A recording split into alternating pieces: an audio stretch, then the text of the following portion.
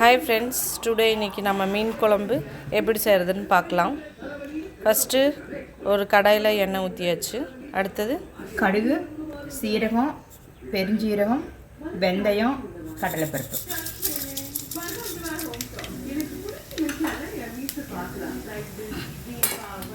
அது பொரியட்டும்.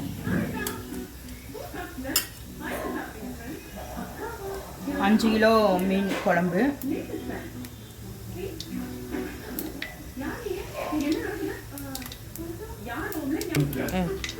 அடுத்தது வெள்ளைப்பூண்டு, சின்ன வெங்காயம்,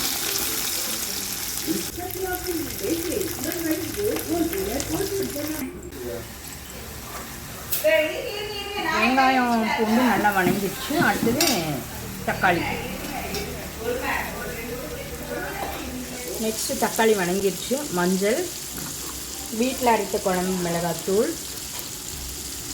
அப்படி இல்லைன்னா நீங்கள் கொஞ்சோண்டு மிளகாத்தூள் லைட்டாக சில்லி போட்டுக்கோங்க.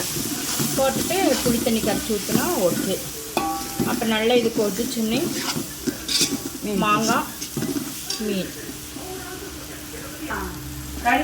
நல்லா இதாகட்டும். நல்லா வணங்கிடுச்சு. இப்போ வந்து கொஞ்சம் உப்பு பத்தாச்சு, இது பெப்பர் பத்தாத மாதிரி இருக்குது. லைட்டாக கொஞ்சோண்டு கொதிச்சதுக்கப்புறம் புளி தண்ணி ஊற்றிக்கலாம்.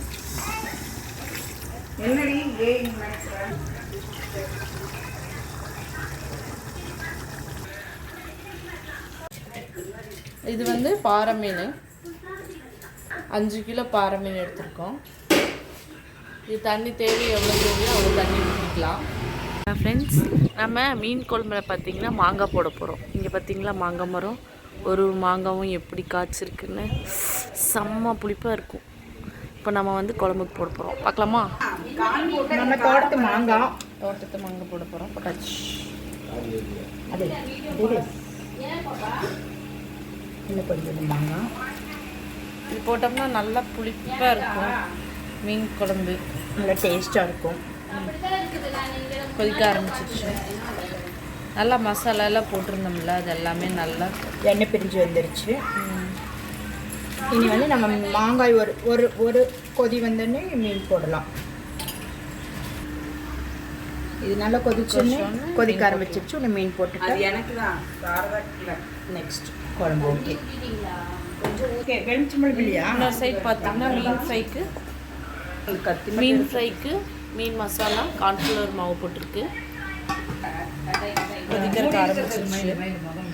கொடுத்தீங்கன்னா நான் கைப்படாமல் இஞ்சி பூண்டு பேஸ்ட் போட்டுக்கலாம். அதுக்கப்புறம் லெமன் போட்டுக்கலாம். மீன் போட்டுடலாம். உப்பு கொஞ்சம் பத்தலை, உப்பு போட்டாச்சு. மீன் எல்லாமே கொஞ்சம் போடுறோம். மீன்